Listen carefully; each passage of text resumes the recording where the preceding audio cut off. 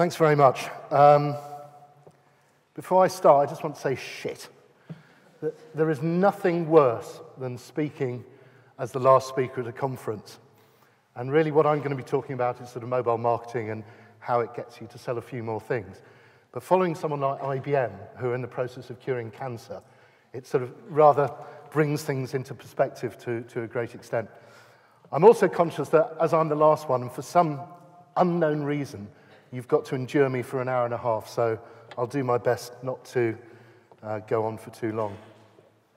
Just quickly about myself, I'm an old lag in the digital space. Been doing it for 25 years. For 4 years, I was chairman of the Mobile Marketing Association, and I'm on the board of the Institute of Promotional Marketing and a lecturer at University College London on mobile. But that's just sort of more in my spare time. During the day, I was co-founder of UK's leading mobile marketing agency, Sponge, which has recently spun off a new business, which I'll be talking about a little bit, called WiForia. So really, to get started, I would hope most of you know about Ipsos Mori. It's a very large research company based in the UK, and they researched the British public and their attitudes towards mobile phones. And rather worryingly, 1/3 of all UK adults interviewed would rather give up sex than give up their smartphone.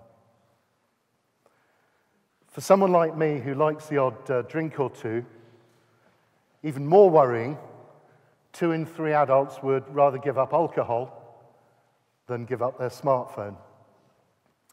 And as a father of way too many children, I think the final one is rather more depressing, that more 5-year-olds know how to use a smartphone than how to tie their own shoelaces.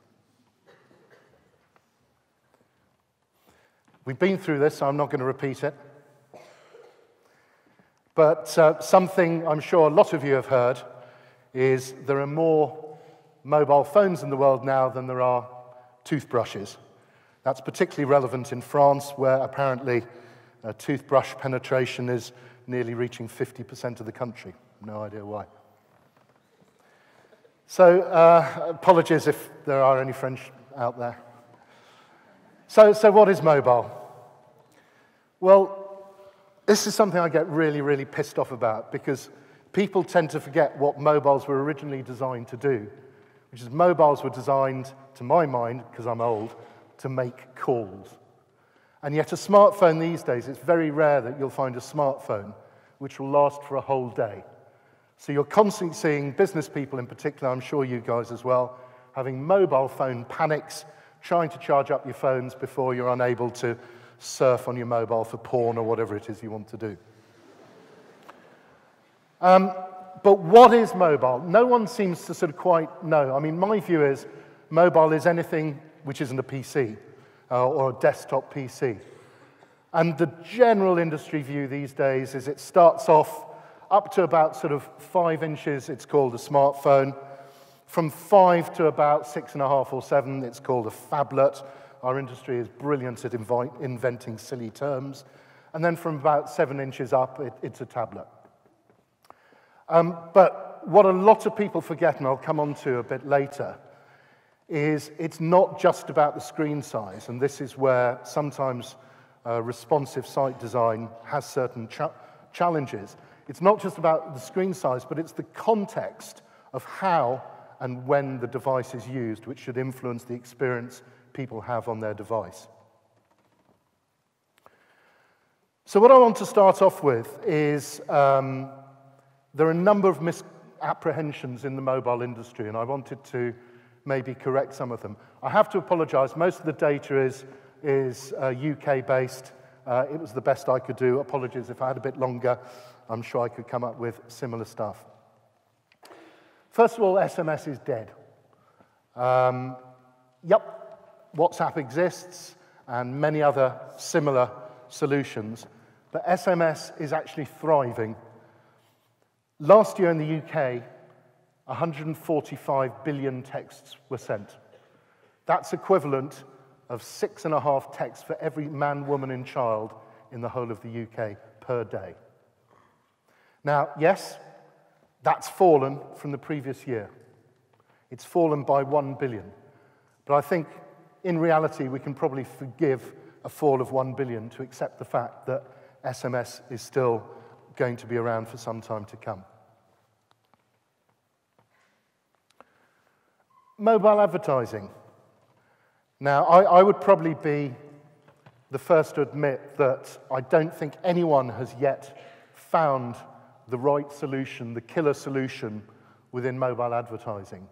And if one of you out there does, you will be the next Sergey Brin or Google or whatever. But despite that, if you take the UK market, mobile advertising this year will be bigger than newspaper advertising. And that's particularly significant in the UK market because newspapers are still a force to be reckoned with. The biggest newspapers have circulations of 2 to 3.5 million. So for the first time ever, mobile advertising will be bigger than newspaper. Apps. So we've heard a bit about apps, and I believe certainly the DICE element of what you're doing, you will be encouraged to design an app. And apps certainly are the future to an extent, but there are too many people who get it wrong. And Deloitte came up with what I think is a very, very telling statistic, that 80% of branded apps get less than 1,000 downloads. As Paul was saying, people charge in because they want to have an app, because the company down the road has got an app.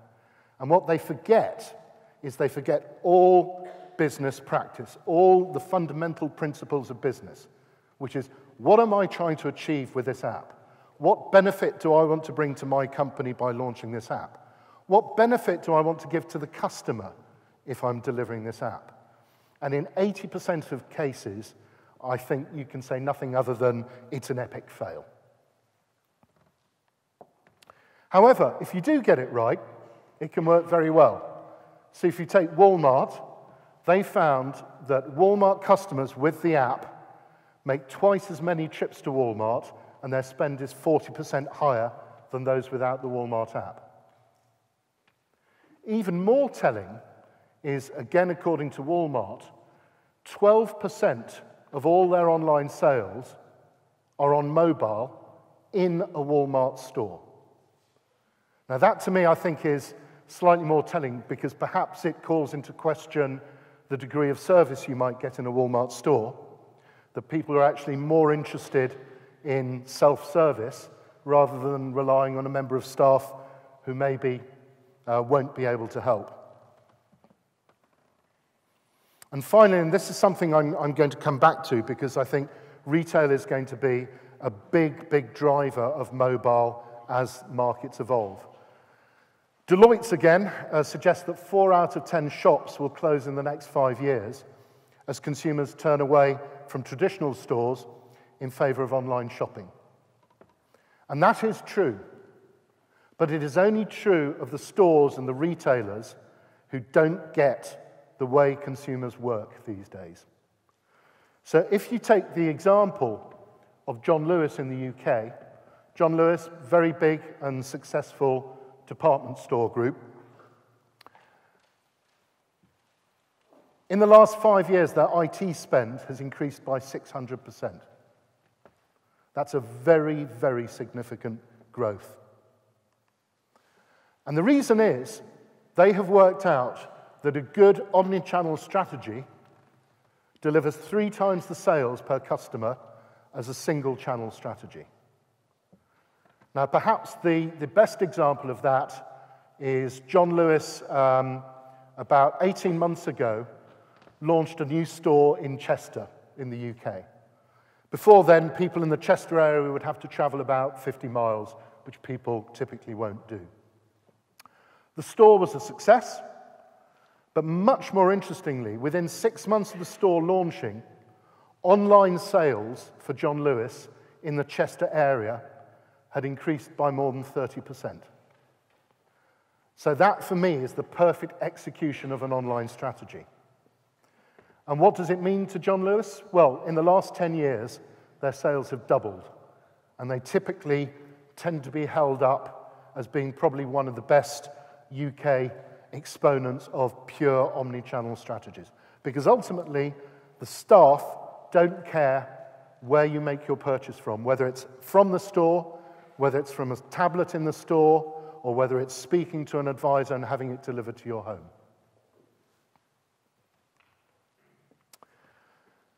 So what is holding the sort of whole mobile marketing apps services market back? Well, I think it's a mixture of, I've been talking about mobile for, over 10 years. And very depressingly, what I say today hasn't really changed that much from 10 years ago. But it seems that it's very difficult to get brands and companies to recognize that the world has fundamentally changed. I think part of the reason, apparently, the average age of a marketing director is 50. So it's probably likely that a 50-year-old marketing director won't be particularly conversant with WhatsApp or Snapchat or any of the newer technologies. And yes, probably that marketing director might well have children, but we all know that parents and teenage children never talk, so I don't think they're going to learn much from them. I think one of the biggest challenges facing mobile, though, is attribution, and it's something I'll come back to.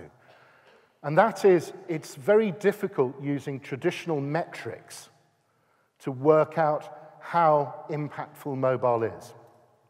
Because traditional sort of vertical segmentation or silo approaches within companies will look at mobile in its own right as a P&L. And people will see, okay, well, mobile's doing all right, we're making some sales on mobile, but desktop's doing way better.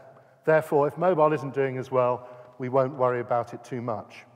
But what people miss is mobile is very much part of the whole sales process, even if people don't complete their purchase on the mobile phone. So going back to marketing directors, according to a recent IBM and CMO Council study, most chief marketing officers can't cope. They're a bit like rabbits in a headlight. So 71% aren't capable of coping with the huge data explosion. 2/3 still not comfortable with social media. 2/3 similarly can't cope with growth of channels and device choices. And similarly, 63% have problems with shifting consumer demographics.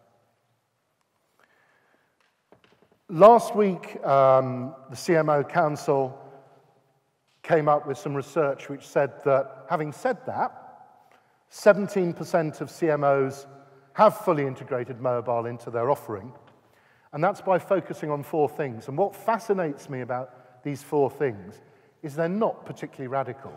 There's a lot of common sense about them. So the first is all about expanding mobile beyond the campaign and building a strategy around it. So again, not adopting a blinkered or a silo approach. The second is, guess what? Using the data and insights to create things which are more targeted and effective and engaging. Who would have thought? Increasingly, particularly with you lot sort of engaging with devices the whole time, there is an increasing need to adopt a mobile-first mindset. If you take another retailer in the UK, House of Fraser, at the beginning of this year, for the first time, they had more people engaging with them online via a mobile device than via a desktop. So they relaunched their website, and it's a mobile-first website, because they see those figures growing rapidly, and they realize that they've got to be there in that space to appeal to their target market. And finally, again, who would have guessed, listening to their customers. So for most of those, there's nothing unique, there's nothing revolutionary, there's nothing out of the ordinary, but it's just following best practice and thinking about what you're trying to achieve. And sadly, only 17% of CMOs have managed to achieve that. Last week, Forrester, big research company, brought out a report called The State of Mobile Technology for Marketers. And Thomas Hewson, who wrote it, came up with a number of reasons why marketers are getting it wrong. Going back to the point I made earlier, native mobile apps. Not thinking about why people might want an app in the first place and therefore getting their app strategy completely wrong and not considering the benefits they should be delivering to their customers. Too much focus on trendy mobile technologies. He used the word trendy, which I thought was brilliant for a sort of very dry researcher. I don't want to cut across what was said earlier, but I'm in line for a kicking towards the end of this presentation about some of the new technologies.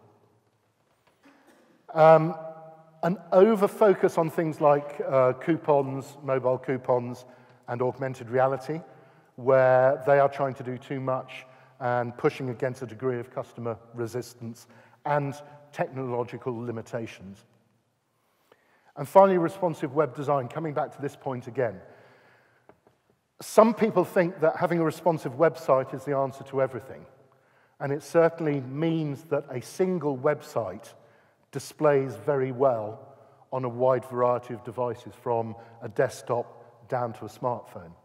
But once again, the danger of responsive design is if it's not carefully thought out, what you're trying to do is shoehorn a similar type of experience across all devices without thinking about the context in which people use those devices.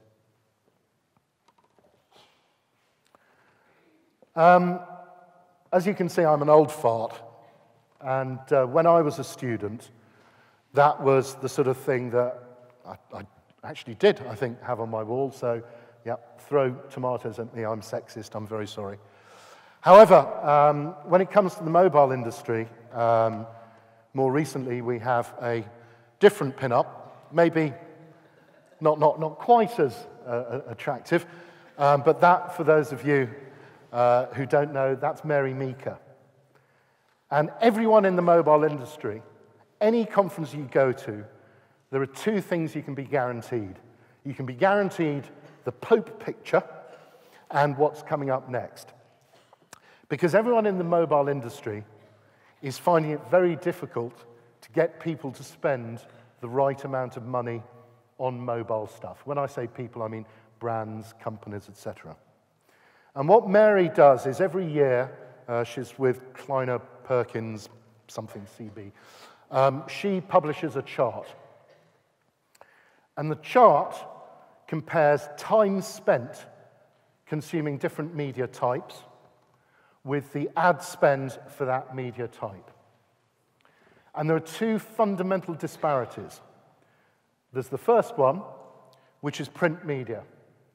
So print media these days in the US, and sorry, I don't have accurate enough figures for the UK or Europe, but in the US, 5% of your time, if you're average, is spent consuming print media, but 19% of advertising budgets, 19% of marketing budgets are spent on print media. So huge, huge disparity. When it comes to radio, broadly on a par. Ditto TV, ad spend slightly over-indexing. But the real shock is when you get to mobile. So 20% of our time now is spent consuming media on a mobile device. And just to be clear, that doesn't include voice or texting or anything like that. It's consuming actual content. So 20% of our time is spent consuming content on a mobile device, and yet barely 4% of budgets are spent on mobile. Now, that alone in the US represents a $30 billion opportunity. The feeling is it's probably about $25 billion opportunity in Europe. And what it means is, should you decide to engage with people on mobile, whether it's through an app, whether it's through mobile advertising or anything else, typically you will get much more bang for your buck because it's a much less cluttered space than some of the other types of media.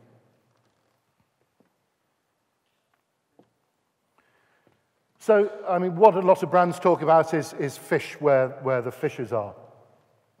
And I want to concentrate on the sort of 4 ways of which engagement is likely to happen using mobile, and sort of backfilling in with a whole range of case studies. So if we start with awareness of something and the mobile device, I mean, that can typically be focused down in areas of advertising, direct response, and search. The good news is there aren't that many more stats after the next few slides. Taking away the percentages, so 20% of time is spent on a mobile device, what does that mean in actual time? And according to eMarketer, what that means is 2 hours and 51 minutes a day are spent on your mobile device. I'm willing to bet that certainly amongst the students here, that figure looks a bit low. And if you compare it to radio, newspapers, etc., I mean, it's just much, much more significant. The only one which surpasses it is TV. So what's encouraging is bit by bit, certain brands are beginning to wake up to the power of mobile. So Mondelez, or Mondelez, formerly Kraft, announced towards the end of last year that they were going to pump 10% of their global marketing into mobile. So that's a good start, but it's not enough. And the reason it's not enough is whatever you want to call the younger generations, they tend to have higher expectations. It's very much, I want something, I want it now, and the level of expectation of the mobile experience is significantly higher. What we heard earlier is, in the old days of websites, when websites first came out, you felt grateful that a brand or a company had made the effort to put together a website. The fact that it was shit didn't matter. The same is now the case with mobile. Until a couple of years ago, you were delighted if brand X had a mobile site, or maybe they had an app. And you're willing to forgive them that they crashed, or you could only fly to countries whose name began with A. But these days, the level of quality has shot up significantly, so that if people have a poor experience, they will be put off that brand.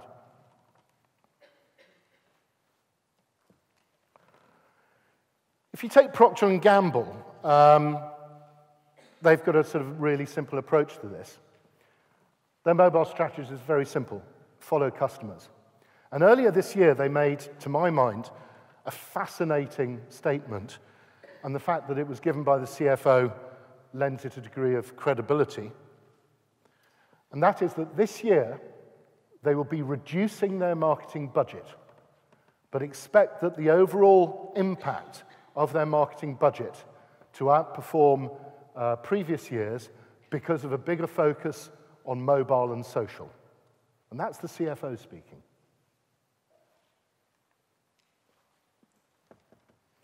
So going back to the awareness piece, 40% of mobile search is related to location. That makes a lot of sense. Despite that, it's not necessarily when you are at the location, because in fact, 77% of local search is when you're at home or at work. And this is back to the whole sort of concept about omnichannel. Of people who are called showroomers, 49% of them started their purchase journey online, but completed it in store. There's still a degree of reticence from a lot of people, which is understandable, about completing a purchase either online or increasingly, or to a greater extent at the moment at least, on a mobile device. And yet, in the UK, 34% of all e-retail sales this year, or for the first 6 months of this year, were on a mobile device and generate 48% of the traffic. And that's a 58% increase. Sadly, it's just before Thanksgiving in the US, so I'm having to rely on last year's figures. But Thanksgiving last year, mobile represented 40% of PPC spend. with 44% of all clicks on paid search ads on Black Friday. So that's encouraging. Good growth there. But then you come across sort of weird anomalies, like a whole range of brands who really should be on Google Maps haven't done anything to appear on Google Maps. So they're missing this huge opportunity. Search is significant, it's growing, and yet they haven't got round to registering their brand, their product, their coffee shop, whatever it is, on Google Maps. Much more worrying, though, is at the beginning of this year, Google announced that 1/3 of their top 100 clients do not even have a mobile-optimized site. And that, frankly, is inexcusable. Now, it's possible that you might sell products that people would never buy on a mobile device. That's not the point. People will often do their research on a mobile device before going to a physical store to complete the purchase.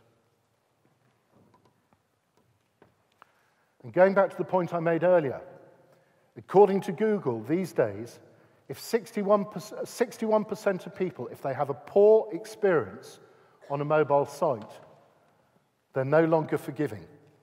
So if they can't find what they're looking for right away, or if they have a bad experience, they'll go to another site, which means they'll go to another supplier. You've lost that business. And then there's email. So Q2 2014 experience say that the best part of 50% of all email opens on a mobile phone or a tablet. And yet, I don't know about you, I still get a large number of emails which I can't read on my mobile device. Again, absolutely inexcusable. And once again, to back up the earlier point, if you get a mobile email that doesn't look good, what do? 71% of people delete it, 16% of people will unsubscribe, and all right, some of them will wait until they get back to their PCs. And then 7% don't get mobile email, but that number will rapidly fall away. So on to engagement. I want to take you through a number of case studies, starting with the humble SMS before moving into sort of a range of richer engagement solutions. This is something that IKEA ran in the US.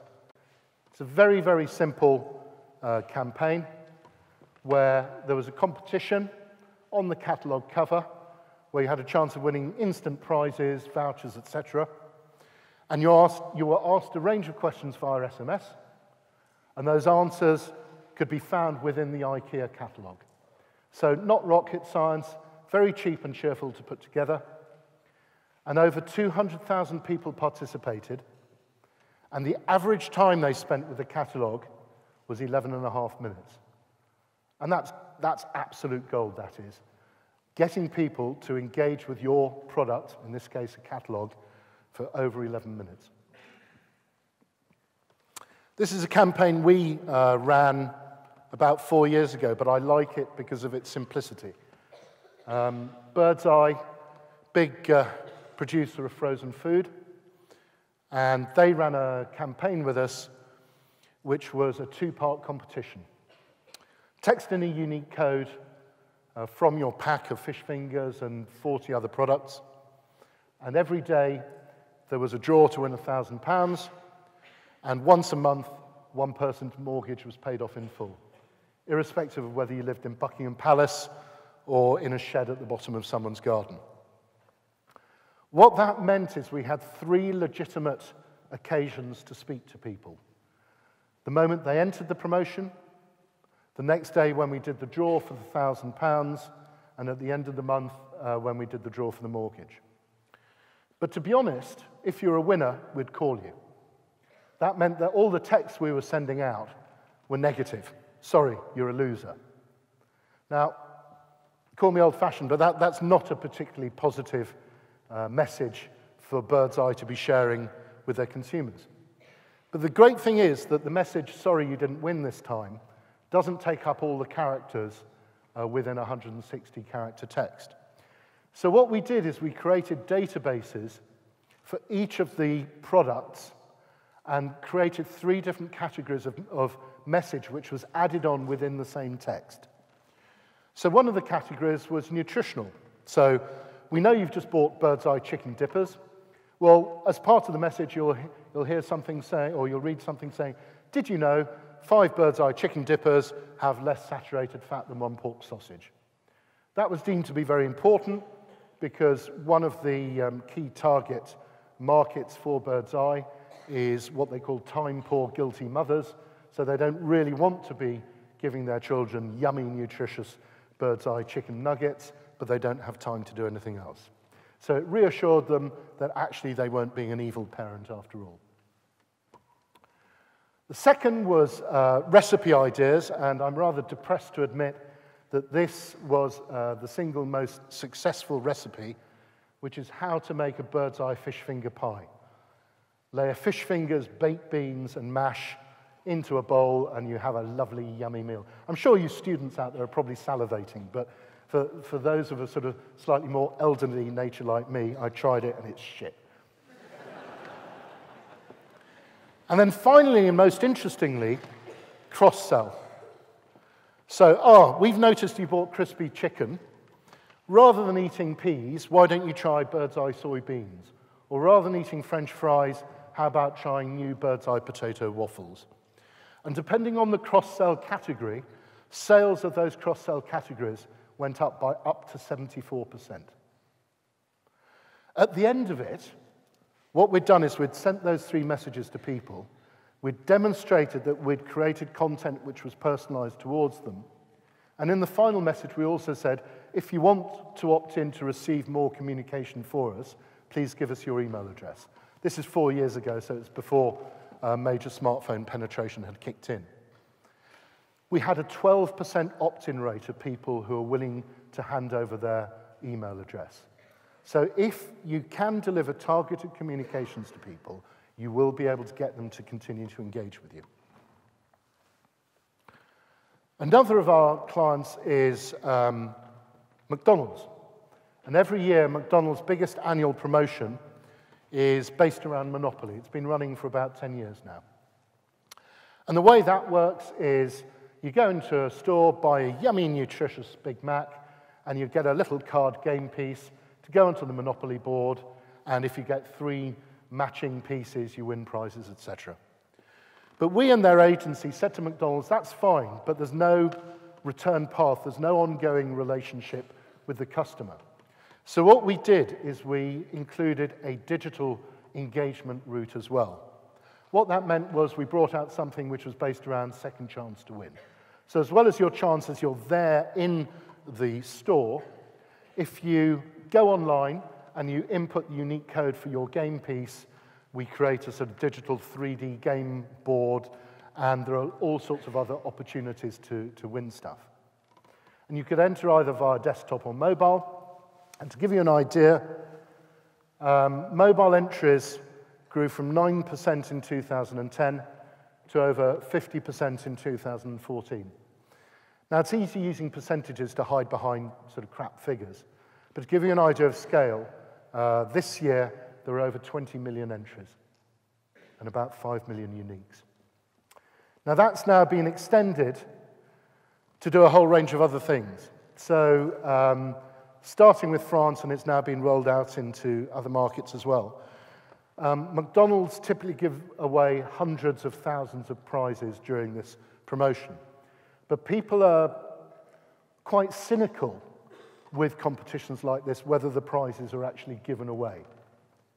So what we did with this is we have real-time Facebook heat maps to show where the prizes are being given away in real time. So without giving away the names and addresses of the winners, you can see within a mile of where you are how many people have won, what sort of prizes they've won, etc.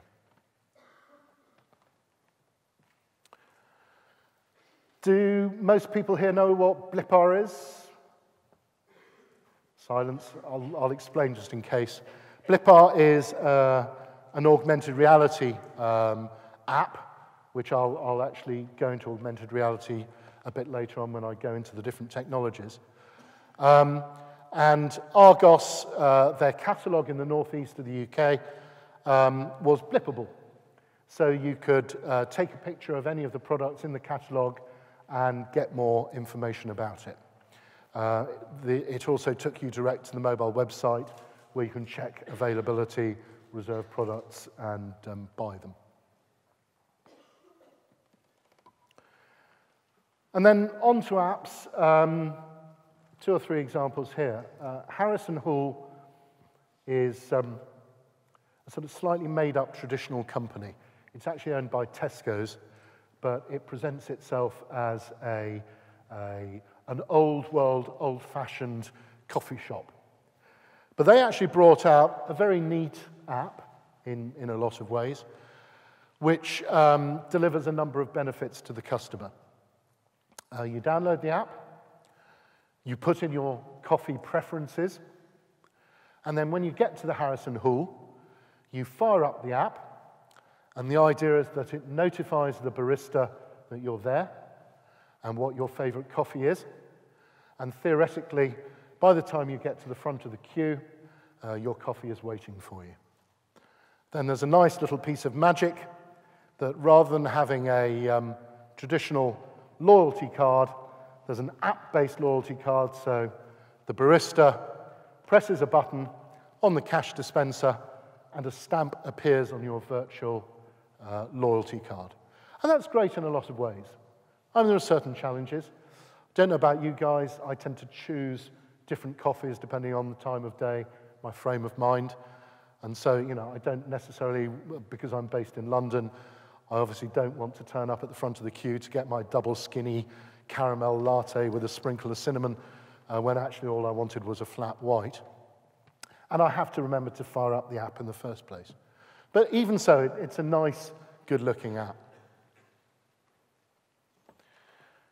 And then this is what I tend to think of as a sort of a bit of a kitchen sink app. So Walgreens is a huge pharmacy stroke convenience store in the States, and they've got a great award-winning app, which in effect does everything. So everything from being able to print from your device direct to a photo printer in a store. You can scan the barcode on your device and your prescription is automatically renewed. You can order photo cards, do pretty collage prints. You can set it up to remind you when you should be taking pills. You can transfer prescriptions from one store to another. You can see what your loyalty balance is. You can print from Instagram. It's a wallet for coupons and tear out coupons.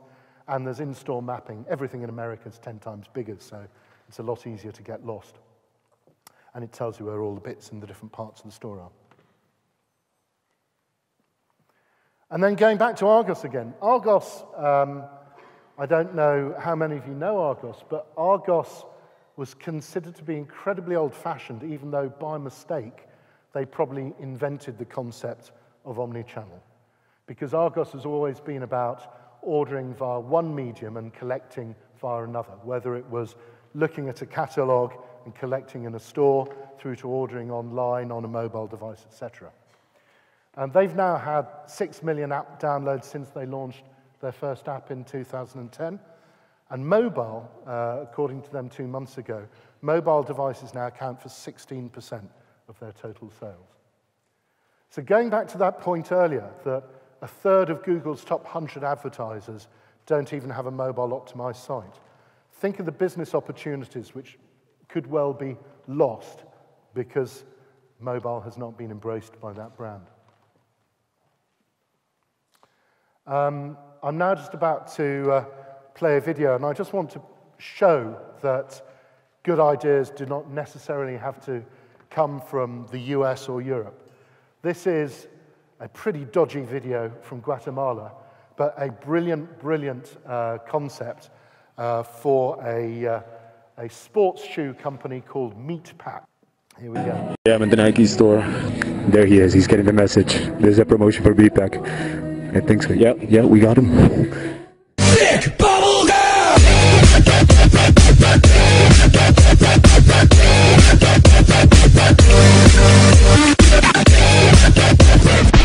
Meatpack is the trendiest shoe store in Guatemala, a brand known for its edgy, cutting style and a store known for its unique discounts in limited edition kicks including brands like Adidas, Nike and Reebok. An icon for the sneakerhead subculture with over 60,000 fans on their fan page in less than a year. They needed to launch a new promotion that lived up to their hardcore fans, an innovative way to earn your discount. We created Hijack, an enhancement for the official Meatpack app used by our customers, using GPS tracking technology that marks every competitor's store of the brand sold at Meatpack. So every time one of our sneakerheads enters one of the stores, it triggers a special notice with a promotion. Hijack sends an alert to the person's mobile with a discount that starts at 99% and decreases by 1% every second that goes by, making the countdown stop until you reach our store.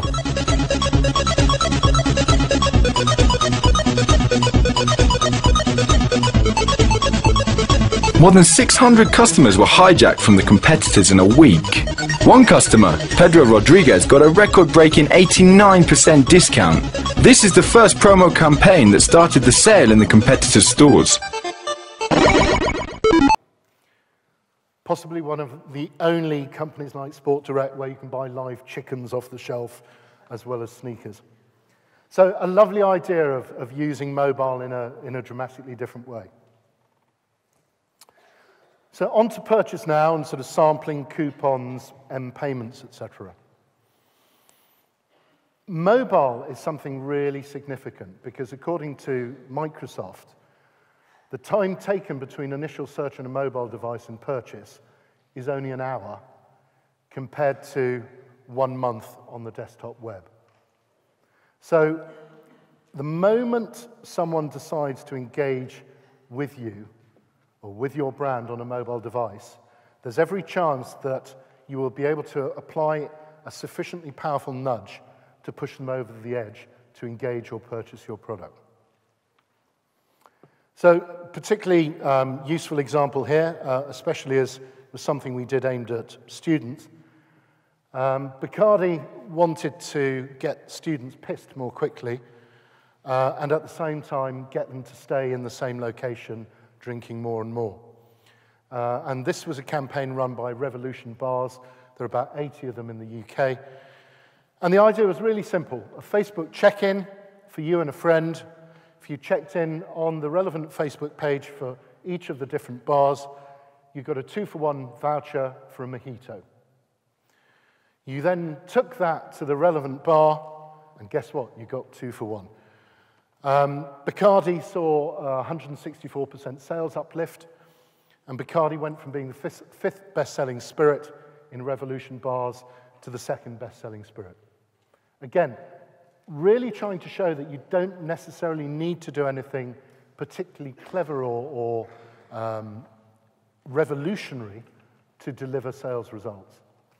And I think going back to the point made by Forrester earlier, sometimes you have to focus on here and now technology rather than getting too carried away.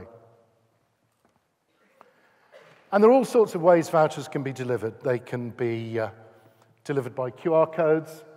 They can be in the form of a simple string of numbers which can be redeemed at a till. And you even have sort of rather sexy looking but ultimately slightly Heath Robinson-like solutions like the Pepsi Max one at the end. One of the challenges with mobile coupons is at present there are a lot of retailers who do not have appropriate readers for coupons delivered to a mobile device. So what Pepsi Max did to get round that is they installed machines in the retailers where you took your mobile coupon, scanned it against the machine, and a traditional coupon was printed out on good old-fashioned paper, which could be read by the checkouts. So on to mobile payments. I am now just going to do a genuine vox pop. Last year in 2013, one company in the US reckoned that they were responsible for 90% of all purchases for a physical product on a mobile phone. And I'm afraid I'm not going to continue until I've asked you to guess who that company might be. So any ideas? Don't be shy. PayPal? Nope. No. Amazon? Nope. No. Didn't even hear who that was, but no.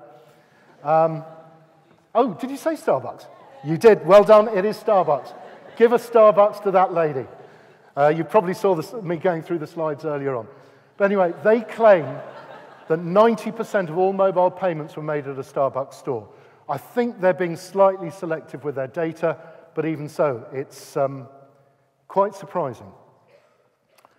2 weeks ago, they announced that 16% of all Starbucks sales in the US are now made by a mobile device.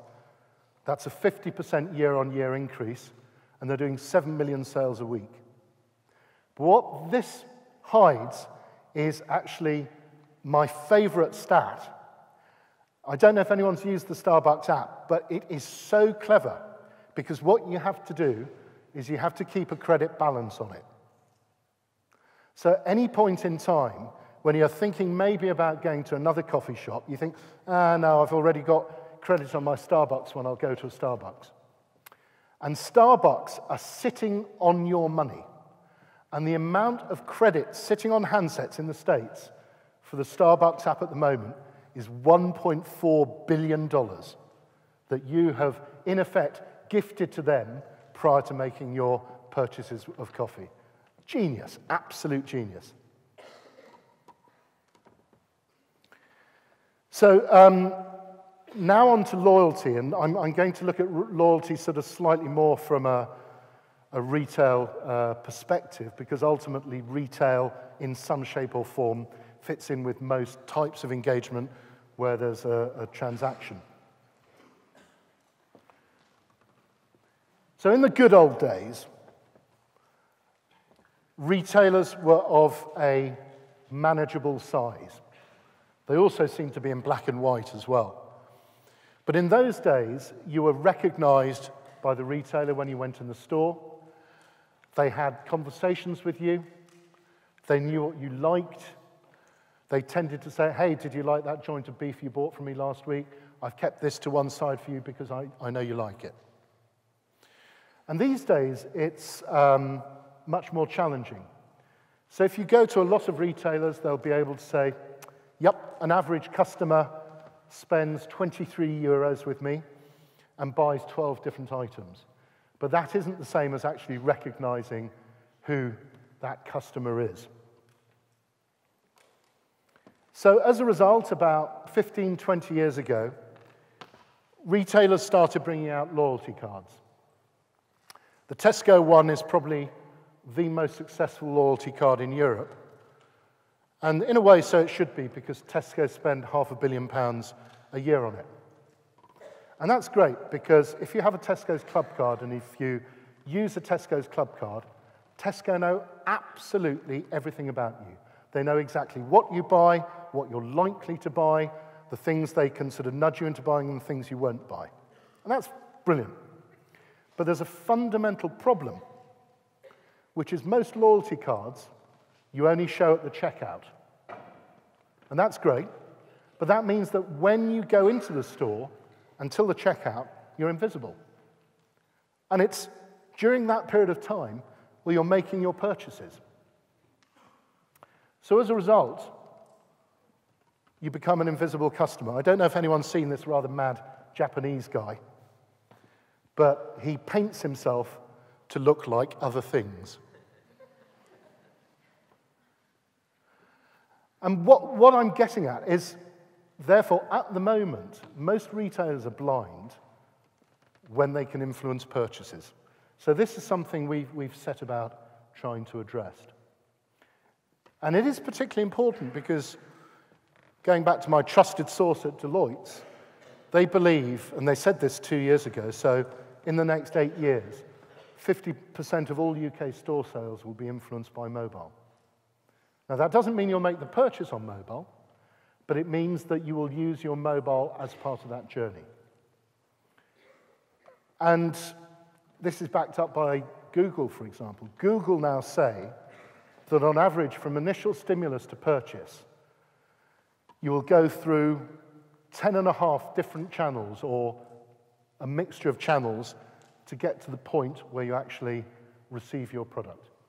So I might research online, go and look at something in the store, go back home onto a tablet, do click and collect, go back to the store to pick it up. And there have been all sorts of ways about embracing this omni-channel approach. And this is an old example, but and slightly artificial example. This is something that Tesco's have been doing in South Korea and also at Gatwick Airport. And the idea is they've created digital signage. I'm sure a lot of you might have seen this. They've created digital signage so you can literally click on the different products you want using QR codes, which are very prevalent in South Korea, and actually fill up your shopping list, fill up your shopping basket, and then have home delivery.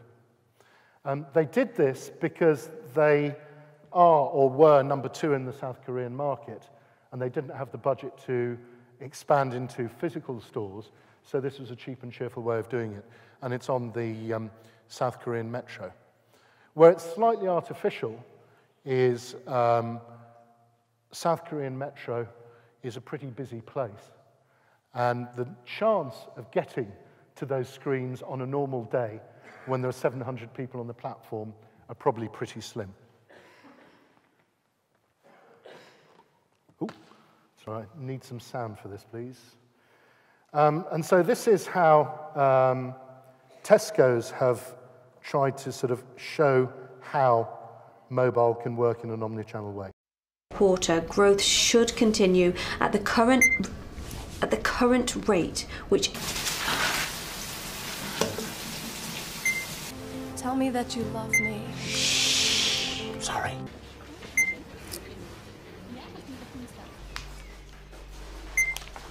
The free Tesco grocery app lets you order from your iPhone and has a new barcode scanner so you can pop products into your online basket in one click.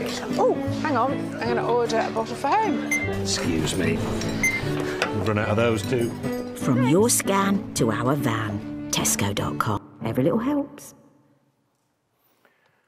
So more and more retailers are desperately trying to find ways of engaging with people in different moments of time. Ooh.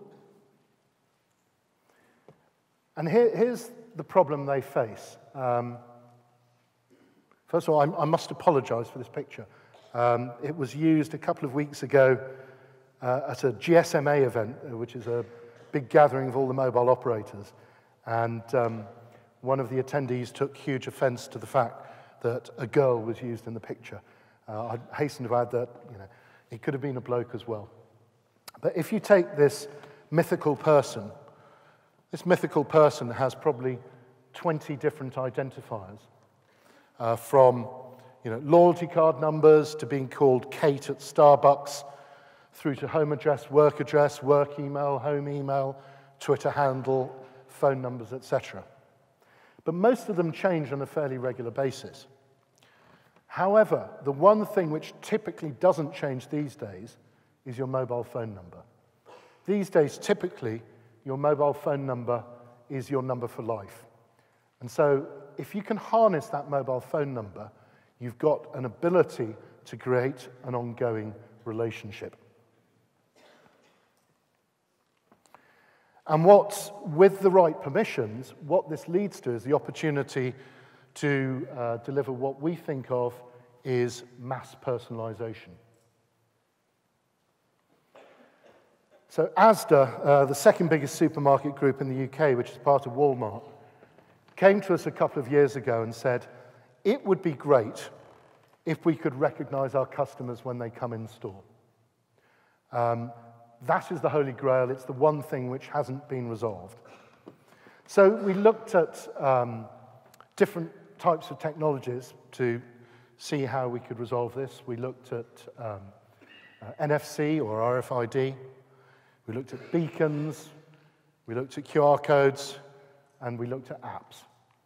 But they all tend to have fundamental problems, probably most of all apps, in fact. Too many people think that apps are a solution to everything, but if you look at the big retailers, the percentage of people who download a retail app or a shopping app is actually quite low. It's probably no more than 15%. And then the number of those people who actually use the app when they go in store is negligible. iBeacons, I think, are shit, and I'll come on to that later, and have fairly similar views about QR codes. And so we realized that the one really big opportunity was Wi-Fi. So Wi-Fi already exists in 45% of retailers in the UK. I'd be surprised if it wasn't a very similar figure over here. And that's because typically Wi-Fi is needed to allow all of the internal systems within the retailer to communicate with head office. And therefore, if they've already got Wi-Fi for their back-end systems, increasingly more and more retailers are offering Wi-Fi as a public service. But the problem with offering Wi-Fi as a public service is if it doesn't deliver any value either to the customer or the retailer, other than the customer being able to surf porn again, it's not necessarily going to benefit the retailer to a huge extent. I was with a major French retailer a few weeks ago, a bit like Virgin Megastores or HMV, called Fnac. And Fnac very proudly said, yeah, it's great. We launched public Wi-Fi a few months ago. And then there was a bit of a pause. And then the guy said, yeah, now all our customers can go to Amazon and surf there instead. So if you're missing the service layer, the engagement layer, you're missing a huge trick. And the great thing is the enterprise Wi-Fi market is growing very significantly. There are already over 20 million public Wi-Fi access points around the world, and it's growing very fast. So what we did was we decided to focus on Wi-Fi. And the brilliant thing about Wi-Fi is typically the first time you go into a retailer, if you want to use Wi-Fi, you have to sign up to use it for the first time. And that's apparently for reasons of anti-terrorism protection. The idea is that any retailer or any public space offering Wi-Fi needs to know who is using it. So typically to sign up to Wi-Fi on a one-off basis, you need to sign up, and you probably need to give your email address and your mobile phone number. But what that allows us to do is it allows us to geolocate the person, so we know exactly, when they sign up to Wi-Fi the first time, we know exactly where they are. That means we can put it into context, so we know exactly what store they're at. And once we know what store they're at, we know what features the store has. Is it 24/7? Is it click and collect? Is there a chemist, a cafe, depending on who the retailer is? And through the email address and the mobile phone number, plus consent being given by the consumer themselves, we can then profile the consumer. So back to the Tesco club card example. If we know what your club card is, we know exactly the sort of products you're likely to be interested in. So there and then, we can make a whole range of decisions as to what the appropriate communications to send to you are. And then we can use other profiling as well. So one of the things we focus on is day, time of day, and weather. So, I'm in Dublin, it's a Tuesday afternoon, it's going to be 35 degrees tomorrow. So probably they're going to talk to me about ice creams and fresh drinks and barbecues. If I'm in London and it's going to piss down with rain tomorrow, it's probably more going to be sort of warm soups and umbrellas. And that means then we can communicate with people as they get to the store in a whole range of different ways, via text, email, push notifications, delivering vouchers, etc. And what you can do then is it allows retailers to break down the final barrier. Because they don't have the level of personal contact they used to have with customers, we give them the digital equivalent. So, for example, as I arrive at my Tesco store, I can be told that my click and collect order is ready to collect, and the click and collect desk are notified that I'm 2 minutes away. Tesco told us of a use case we'd never considered, which is if they could communicate with someone as they park their car and say, before you leave your car, don't forget your plastic bags, That would save them £1 million a year.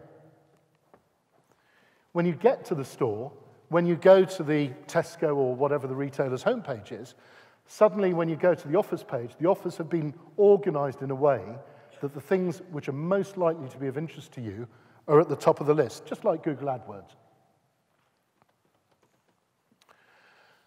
And then brands can get in on the act. So suddenly brands will pay useful amounts of money to be able to speak to you if they think you're a certain demographic and likely to be interested in their offers. The good news, just to reassure you, because this seems both very Big Brother and really quite depressing, is we spent a huge amount of time with the UK Information Commissioner, and these communications are going to be restricted to 2 communications per visit. So it's not as if every single aisle you walk down, you're getting 10 different messages. You can then start delivering timely bits of information. Whether it's, our bakery's just got a new batch of croissants out, through to, it's the end of the day, we've got too much of product X left, let's shift it. We've noticed that Mr. Smith is a regular and a loyal customer. It's the 3rd time he's been in the store this week. Great. Why not say to him, hey, help yourself to a 4-pack of yogurt for free, because we know you like yogurt, and it saves us having to throw away the yogurt at the end of today. And there's a range of other stuff you can do. You can do surveys. You can get people to like you on Facebook, bizarrely, for reasons I don't understand. I think too many brands are still rather obsessed with the number of Facebook likes they have. It's great for driving multi-channel. So if you take fashion retail, 80% of footfall into a fashion retailer does not result in a purchase there and then. But if you can send people a message as they leave your store saying, thanks for visiting today, here's a unique code, you can use it online before midnight for a free delivery, that might just nudge people enough so they'll go online and make a purchase from you. You can use it for loyalty schemes, again, recognizing the important customers and sending them the appropriate messages. And something I'm a great believer in, that there's a general view that to an extent loyalty is broken. It's all very well with things like the Tesco Club Card, getting 1 point or 1 penny for each pound spent. But it doesn't radically change behavior. You tend to think of it as your right when you get those points. However, if you can surprise and delight people, the power is much, much more impactful. So if you, taking the example of 2 coffee chains in the UK, Caffè Nero have a loyalty card where you get it stamped, and after 10 coffees, you get a free coffee. That's great, works very well, fairly low tech, but it doesn't make me an advocate of the brand. It will probably change my behavior slightly, but that's all it will do. Now, Pret-a-Manger has a completely different solution, which requires no technology at all, which is each store manager has a discretionary budget which allows them to randomly give away the odd free coffee. Now, it's a lot meaner than the Caffè Nero one. It maybe works out to the equivalent of 1 in 50 coffees is given away for free. But when someone actually says to you, tell you what, it's on the house, you don't have to pay for it, the power, because of the surprise and delight element, is much, much more significant. And if you talk to anyone who's been given a free coffee at Pret-a-Manger, the number of people they tell it to is quite extraordinary for a very, very low investment.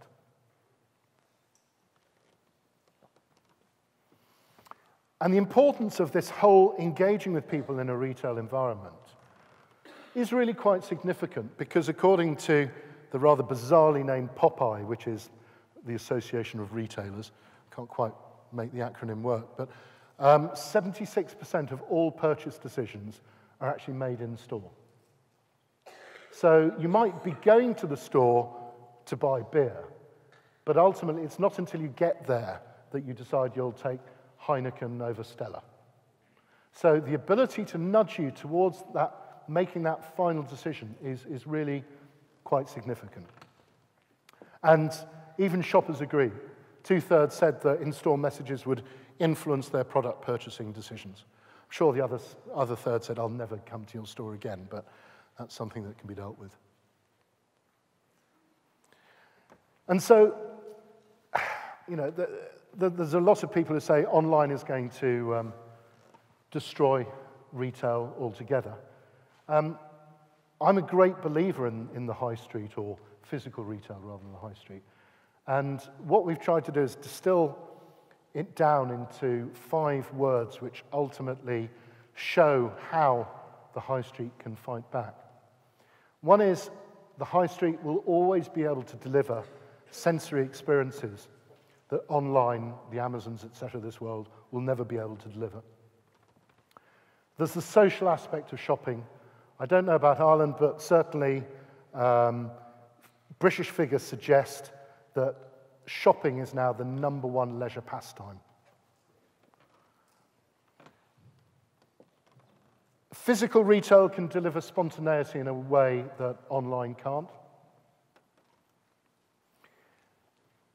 There is a huge opportunity to deliver amazing service.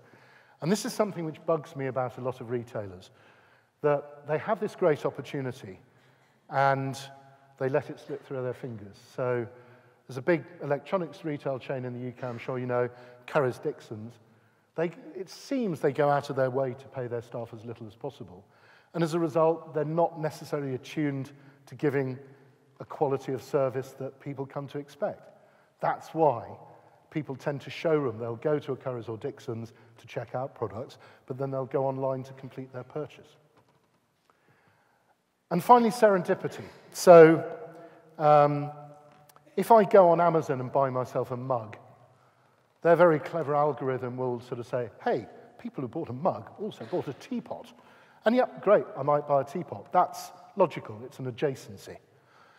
But when you go into a physical store, there are all sorts of things around the products you're looking at which might have no relevance to that product as well. So there might be a cricket bat next to the teapot, but I'd take a fancy to it, so I'll buy it. And there is no way that an Amazon can deliver that completely irrational spontaneity or serendipitous nature of finding things in odd places. So mobile isn't just about shopping, it's much more than that. So the director of mobile and digital store marketing at Sephora, when asked what the biggest new opportunity in mobile this year is, said that mobile is transitioning from being just a shop on the go to being really a personal assistant helping shoppers in store. They're expecting as much as 30% of their clients are going to shop in store with mobile this year.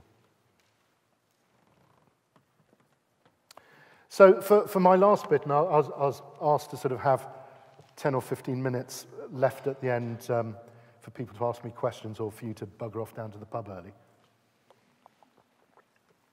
I wanted to an extent at least, turn into grumpy old man and talk about some of the technologies which get raved about and give a sort of very personal view about them.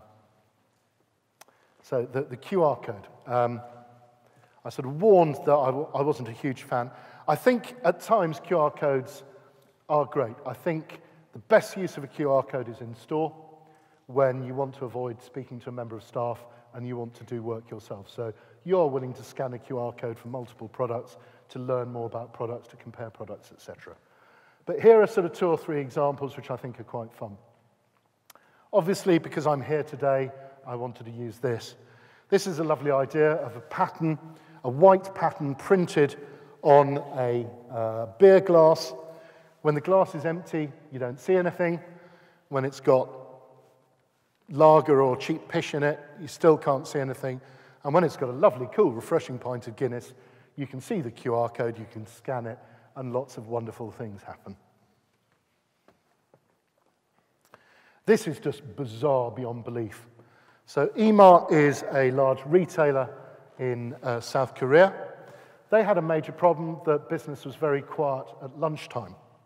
So what they did was they created 3D models which, when the sun was in a certain position, which happened to be around 12 o'clock, the shadow the models threw off allowed you to see a QR code, which you could then scan and take into the store and get discounts of sort of around 25%.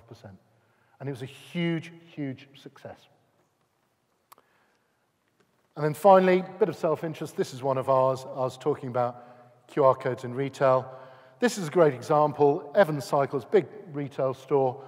It allows you to learn more about the different bikes, taking you to the mobile site, comparing different bikes, etc. So those are some good examples. However, most of the examples I see are less good. This is by far my favorite ever use of a QR code. So this is a campaign 6 months ago on the London Underground. What the campaign says is, be careful of pickpockets. If you have a smartphone, keep it hidden away. Don't alert people to the fact you've got a smartphone. To find out more, take out your smartphone and scan this QR code. So you can imagine all the pickpockets sort of standing next to the sign, next to the poster, waiting for you to get your smartphone out. But if you don't like that, there's always a QR code you can scan on a bus by standing in the bus lane before you're flattened by the next one. Or if you sort of fancy taking life even more into your own hands, you can stand on the live rail on the London Underground to scan the QR code to find out about Peru. I don't even think this merits any comment whatsoever. But insurance companies do seem to be receiving lots of claims from blokes dropping their phones into urinals. And this is fabulous. Just think about that for a second as to the likelihood of being able to scan that QR code. Then we're on to wearables. Now, I might be an old git, but 10 days ago, Barclays sent me this wristband. And it's not a Fitbit. It's actually a contactless payment device. And I've used it a few times, and it is terrific fun. So any terminal which uses a normal contactless credit or debit card, you can use this instead. And if you're wearing a jacket, it's particularly good because you sort of go up and say, do you take contactless? And they say yes. And you just stand like that for half a second, and they think you've got some sort of magic in you. I was also rather perturbed at how friendly some of the particularly male staff were, until someone pointed out that the wristband they sent me says proud on it. And I assumed it was just pride that I had something which allowed me to make payments, but it turns out it means something else as well. But in terms of wearables, this year, 52 million units will be sold, about 40% of that, surprise, surprise, in Q4, Christmas, Thanksgiving period. And then obviously we've got the iWatch next year, so who knows what will happen. I still have a bit of an issue with things like the iWatch, etc., because I get frustrated enough when I have to replace a watch battery every year, but the thought of having to charge your watch on a daily basis doesn't quite make sense to me. But again, maybe that's because I'm a Luddite. And you know, this was covered to a great extent, but I think one of the best uses of glass is in a service environment. So in other words, staff in retailers, etc., if they're wearing glass, they'll be able to deliver a much better service to customers who need answers about stuff. I'm not sure about sort of national cultures or psyches. I completely get that people on West Coast America are happy to wear Google Glass, and people in sort of bits of East London in the agency world who do a lot of coke are also willing to wear Google Glass. But it's not for nothing that someone has coined the phrase, I'm sure you know, which is glass hole. And I sort of suspect that for most people, the idea of wearing Google Glass is still a bit of a challenge. And surprise, surprise, 3 weeks ago, we've already got our first bloody Google Glass addict. He wears his Google Glass 18 hours a day, and he can't take it off. I bet he doesn't have a girlfriend. But a sort of rather nice quote I saw from someone, which is, in its favor, if Google Glass didn't exist, all of these Silicon Valley guys would be having affairs or buying unsuitable motorbikes. So you know, it keeps them in the warm and it keeps them off the streets, I guess. And then on to beacons, iBeacons, BLE or Bluetooth Low Energy. I have never come across a sort of subject in the mobile space for the last 5 years, which I think is probably as overhyped as beacons. I'm conscious a lot of you are students, and I would encourage you, if you want to launch a mobile business, to focus on beacons, because the investment community are so blinded by the amazing capability of beacons that they'll throw money at you without thinking about it. However, if you sit back and think a little bit about beacons, there are certain very significant challenges. Bit by bit, we're beginning to see a few case studies as to why beacons do offer certain advantages, but there are some fundamental challenges with beacons which haven't yet been resolved.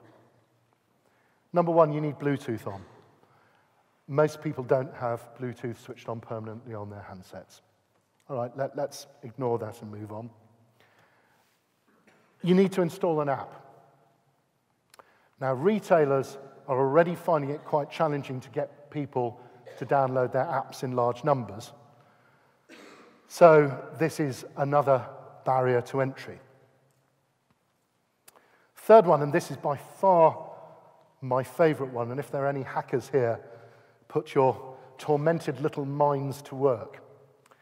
Beacons, ultimately, are little dumb boxes which send out a signal saying, hello, I'm beacon 1234. There's no more intelligence in them than that. And what happens is the retailer's app has the intelligence in it, so it knows that when your phone is by beacon 1234, the app should then send out a message to you saying, hey, Nescafe, we've got it on a 10% discount. That's great. But anyone can find out what the identifier of that beacon is. That means it can be hijacked. That means that another retailer in their own app could hijack you when you're in Sainsbury's store, let's say Tesco's. So Tesco's could hijack that beacon when you're in the Sainsbury's store, so that when you go past beacon 1234, rather than saying, hello, I'm Sainsbury's, here's a 10% discount on Nescafe, the Tesco's app could fire up and say, hey, come to Tesco's, we're much cheaper for Nescafe than Sainsbury's. So all sorts of fun and games could take place. The final thing, I mean, it's a really trivial matter, but a lot of people are panicking about this, is batteries. To deliver a store-wide experience with beacons, you might need a few hundred beacons. Now, when you've got one or two, replacing the battery every 6 months or whatever isn't too much of an issue. But suddenly, if you've got hundreds or thousands or tens of thousands of beacons in your estate, working out how and when to change batteries is going to prove a nightmare. And and this is why we as a company focused on Wi-Fi for in-store engagement. One, because Wi-Fi already exists in a huge range of locations, but also Wi-Fi can identify and can triangulate you down to 5 meters already, and by next summer it will be down to 2 meters. So the fact that a beacon can identify you within 30 centimeters, in most cases, isn't particularly relevant. Because if you think about the use case, let's go back to the Nescafe beacon example. The moment I am by the Nescafe shelf in the supermarket, I'm probably looking at the Nescafe. And one of two things will happen. I'll either buy the Nescafe because it's on special offer, or I'll decide I don't want any Nescafe, therefore I'll walk on. So then to get a message on my handset saying, hey, Nescafe 10% off, is either going to piss me off because I've already bought it, or irritate me because I didn't want to buy it. Whereas the great thing about something like Wi-Fi is it can tell me as I walk into the store, by the way, as someone who likes baked beans and Nescafe and Heineken, we've got 3 student staples, we've got deals on those 3 products today. And then augmented reality. I think bit by bit we're seeing some sort of fun examples of augmented reality. But candidly, going back to cocaine again, a lot of them have been thought up by agencies who are more interested in winning awards than maybe necessarily wanting to sell more product. So, I need sound for this, please. This is a perfect example of something which has won tons of awards, but I question whether it sold any more product. J2O, by the way, is a sort of juice drink.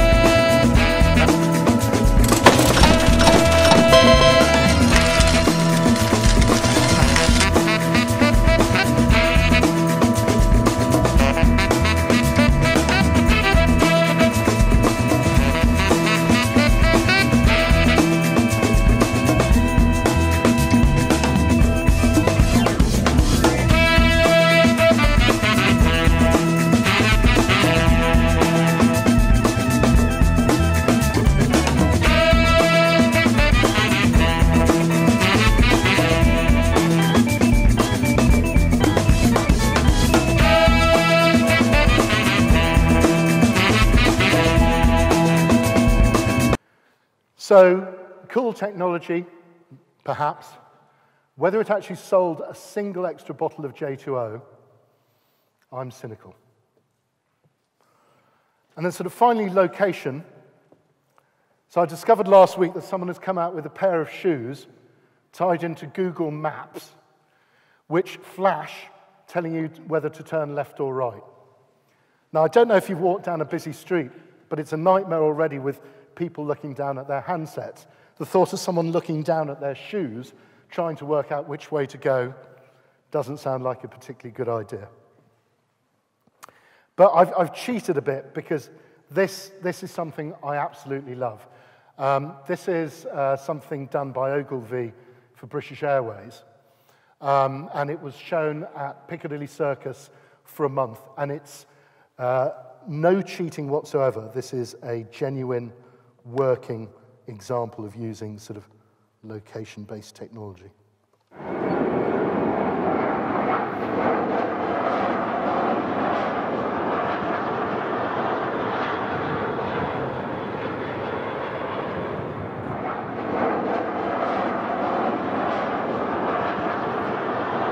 And that really was BA 475 from Barcelona. What they didn't say on that is, sorry, it's 2 hours late. But as a sort of lovely way of using technology, I think that's great. And finally, just two weird examples which sort of defy categories. Oscar Mayer in the States launched a device which you plug into your iPhone, which puffs out bacon smells as an alarm. And they actually made this. But even worse, luckily most of you don't have children, Kimberly-Clark in Brazil are testing something called the Tweet Pea, which is a nappy which senses whether it is full and alerts your mobile device. Now, I'd like to say I speak with a degree of experience here with 4 children. There are other devices which allow you to work out whether your children's nappies are full. Your nose, your eyes, and your ears. And I think that it is a way better use of mobile technology than something you put in a nappy. So to finish off,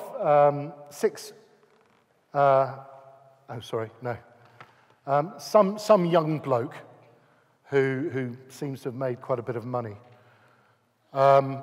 We made this transition to being a public company, and at the same time, we made the transition to being a mobile company. And the transition to being a mobile company had probably 10 times the difference on the company than anything that About Being Public had. So if he gets it, I think the rest of us should. And so to give you 6 key takeaways to ignore, do whatever you want with. Before you do anything on mobile, don't forget about standard business principles. So don't get too seduced by the next shiny thing until you've worked out what it is you're trying to achieve. M-commerce is more important than M-shopping. So M-commerce is just using your phone to engage with products, to learn about products, to research, etc., whereas shopping is just the pure purchase bit. If you can, find ways of getting customers to self-identify, because once you know who they are, you can start engaging with them. Mobile makes anything a digital gateway and empowers you to do a whole range of different things. Location, to our minds at least, is increasingly the key driver. It's being able to recognize where someone is and then create the appropriate contextual content to be able to deliver the best possible experience. And finally, don't forget about old tech. So don't necessarily consider things like SMS is dead. People still text, and large numbers of them do. So thank you very much. I managed to make it about 10 minutes early. If you've got questions, great. If not, I defer to Sean, and I'll sit quietly in the corner.